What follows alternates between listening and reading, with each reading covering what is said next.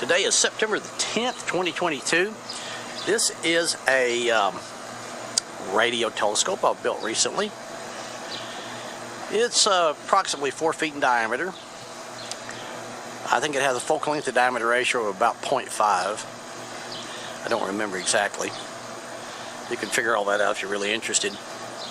I have a feed horn on here for 1.42 gigahertz, which is the resonant frequency of free hydrogen out in the galaxy. And it works quite well.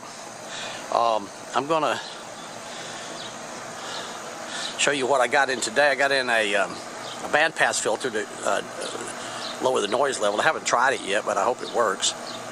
I have scanned it. I want to show you how I scan these things and how I use even my little vector analyzers as a frequency source, and a scanning frequency source at that. You might find that interesting. By the way, it looks like I don't know if these guys are going to come out tonight. These are called moonflowers. They're absolutely beautiful, and the moon is pretty much full tonight, and we'll probably be right up there in that area around 11 or 12, 1 a.m. And these moonflowers that I've had bloom here several times recently, they will actually bloom when the moon is not out. But they did, the last time they bloomed and the moon wasn't out, they were actually pointing at Jupiter in that general vicinity. You know, not saying they were like laser beam focused on Jupiter. I'm not trying to be silly about it. But anyway, I don't think these are mature enough to come out tonight. Maybe it might be tomorrow before they come out. But they open up quickly, and they're very, very pretty, and they're white, and they last one night, and the next morning they're all gone. They wilt completely. But anyway, let's get into the let's go check out the bandpass filter, and I'll show you how I test those things. You might be interested in that. This is the bandpass filter for 1.42 gigahertz or 1420 megahertz, however you prefer to say that. And what I'm going to do, I may have to hook it up and then come back with a camera, but I'm going to screw this thing on to the spectrum analyzer. Yeah, I've got to hook up some wires here, and then I'll come back and show you what I'm doing. Okay, what I've got here is one of these little inexpensive RF vector antenna analyzers. They also double perfectly well as a signal source, whether it's a CW source or a scanning source. They work quite well. The output of them that I've measured, that I remember, is actually a pretty good sine wave. So I've got it scanning between 1.3 gigahertz and 1.6. And our bandpass filter is for 1.4 gigahertz. And there it is. The center frequency, I have to stare at it for a second. The center frequency is the 1.4 gigahertz. But you can see it starts out very low over here, so it's being attenuated.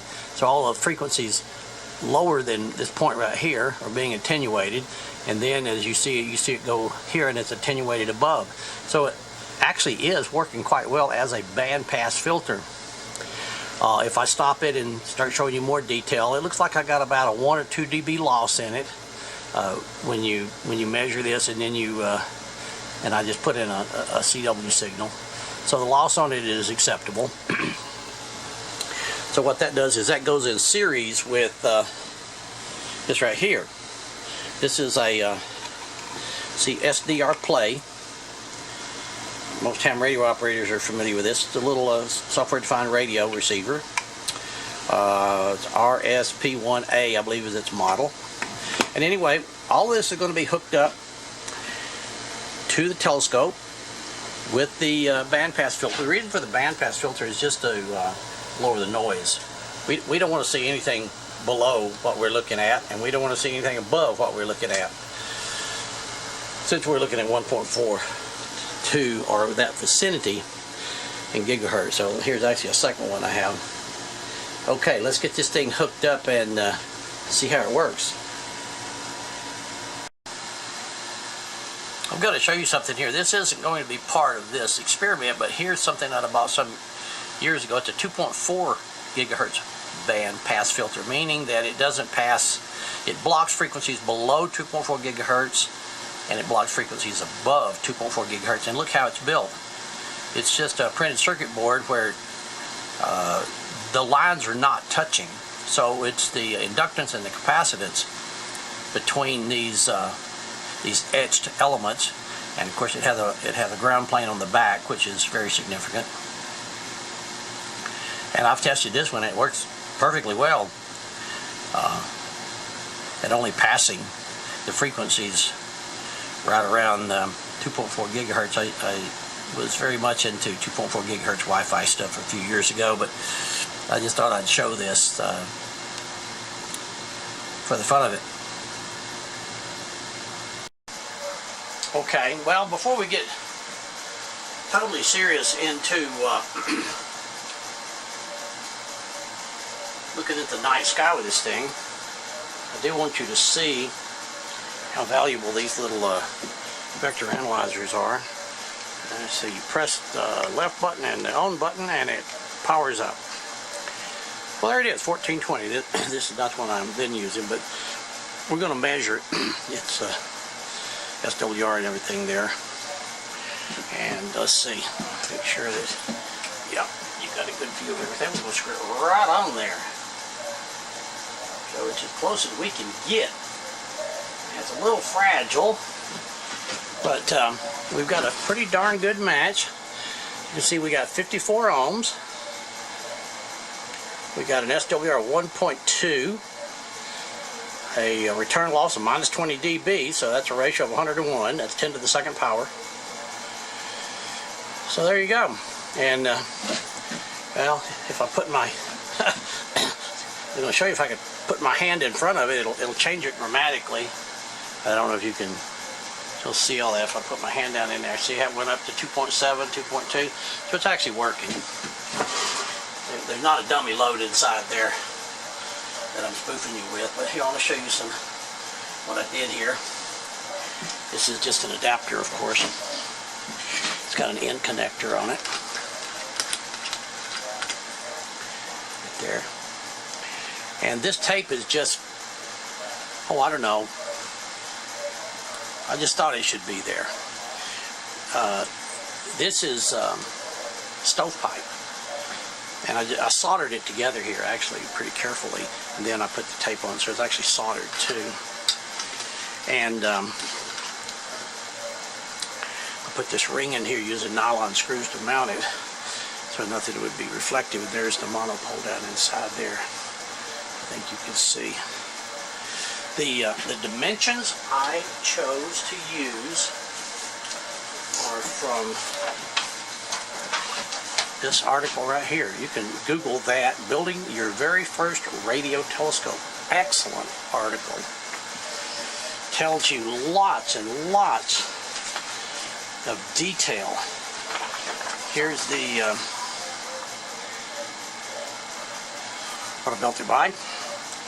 They say 5 3/4 by is about, well, no, it's 15.6 centimeters. You can do all this. I do some things in millimeters. I do something in inches. Just whatever makes me happy.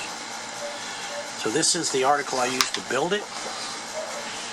Here is another article I just printed one page of, which gives essentially the same dimensions. I'll put links to these YouTube videos in there for you. This one uses a shorter feed horn, a little bit closer here. The monopole is the same length. They use an SMA, whatever your choice is, and they also use a choke. I do not use a choke. My dish is not big enough, I don't think. The choke apparently shields it from some ground noise. If you want to build a filter, here's one I just almost built. I would have built it in an hour or two, but I can't find this channel. They want a 60 by 40 millimeter aluminum channel. And I found it, I could order it from England for like $181 for like 5 feet of it. I said, wow, how do you do that? So the little filter that I showed you earlier that I put on the spectrum analyzer is called a SAW bandpass filter, which stands for Surface Acoustic Wave. I have no idea. But the darn thing worked, didn't it? I don't, that's the first time I've ever heard of a SAW filter. When I ordered it, I thought, well, whatever that means, I don't care. Surface Acoustic Wave. I think it's made out of piezoelectric crystals or something. The diameter, just for data, the diameter of the dish is 88 centimeters, 34.5 inches. The depth of it, that's when you put a, like if this is the, probably put a straight line across it and measure this distance right here, from the center of it out to this horizontal line across it, 4.6 inches, which gives it, here's the formula for it. If you know the diameter and then you know that distance from the straight line across to the center of it, then it's just simply big D squared divided by 16D, and 16.17 inches. And then you do F over D, focal length over the diameter, and you get a focal length to diameter ratio of 0.47. I think I remember saying it was about 0.5. That's the best I remember. The further out, the further out you get the focal point, the more magnification you get to some reasonable point. But then you also end up with a if this is the center of your dish, the further you put it out here, the more wobbly it's going to be, and the more challenge you're going to have to make a really steady focal point out here. So you don't want it to be too long. 0.4 is, I think, pretty normal. Let's see, that's three of them there. Here's some other stuff. Observation and analysis of the hydrogen 21 centimeter line using a small radio telescope. This is a good read. It's a little more complicated. It's got theory, you know. It's got stuff that'll that's something to look at. And then there's this one. I'll put links, like I say, into this.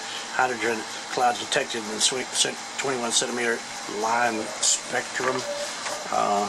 Got lots of nice, cool stuff in it. So there you go. So we know what our SWR and return loss is on this thing.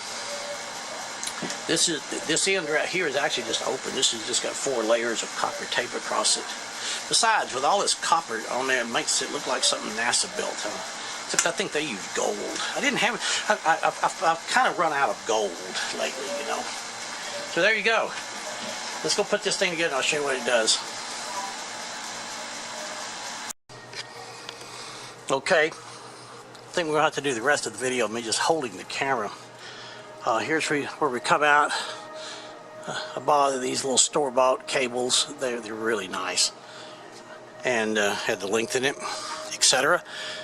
Goes straight into a low noise amplifier, about 31 dB. I'm not sure if I may have measured it in a different video. And then here's that SAW filter. Little tiny thing. It comes with a male and a female in, so it'll mount right onto you know, one device. And then it goes into the RTL SDR thing. You probably can't see too much of it, but you see enough of it. Okay, well, it comes over into a USB port. And here we are. See, there's 2 lines right there. Let me turn my headlight off, maybe that'll help. You will see that that happens. You'll see it documented. There. I think that means the aliens are on their way. Well, if it was in a movie, it probably would. Okay, but anyway, that's normal. Whatever it's doing, I don't know. I guess it's shifting in frequency somehow. Noise levels down at 123 dB. The signal, we've been able to pull out of the noise. The signal's actually in the noise, but you can pull it out of the noise by I'm doing a 256 FFT average. And the longer you do it, look at that one. The longer you do it, you know, well, it seems to be about the right amount of time if you, unless you can do the whole thing and accumulate it over a night, then that seems to be close to about the right amount of sampling so that you can see changes in it without having to wait 8 hours and then, you know, review a file. You don't want to do that. I don't. What I use for an app here is really pretty darn good. Oh shoot, I stopped it. I hate telephones. These things are a curse. And we can't get along without them anymore. Okay. We'll Let's see if I can show you what this is. Anyway, I just look up and I find the galactic cloud. And that's where I point the telescope. I point it, you know, up at the top where I see little bright spots. I have not had enough experience with it yet to know where the hot spots are. I got to sure we can look it up. Anyway, this thing works, you know, and you just basically hold it in front of your telescope, and it's too dark then you can see where it's going. I might mention something else about these iPhones. Mine was really wacky, and I couldn't make the darn thing know the difference between north, south, east, and west, and the galactic. And if that doesn't work, if the compass doesn't work, then the galactic cloud is nothing but a picture. Anyway, when I looked it up, they said that sometime the case, your carrying case that you put them in, can mess it up. What they didn't tell you, it seems like, is there's magnets in these little cases. I'll show you. Look here. See this little case right here? I'll turn the light back on. There you go. Now you can sort of see something in the shadow. Yeah, there's a magnet right there that clicks to a magnet, and this otherwise plastic case screws up the compass on my iPhone. Without it, it actually works. See, and there's the moon up there, and there it is right there. I bet a lot of you know about these apps, but if you don't, you got to have these things, because all you got to do is point it up there, this thing right here, and then touch it, and it tells you what it is. And you check out to see if the thing, you know, is in its right mind and knows what north, south, east, and west is, as I just mentioned. And you check it out, something like that. So what we have up there is the moon and Jupiter. I don't know if this camera will catch Jupiter or not. Off to the left and up a little bit. I think it can.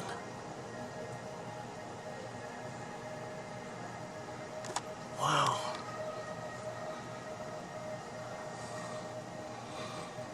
Well, let's come back to planet Earth here.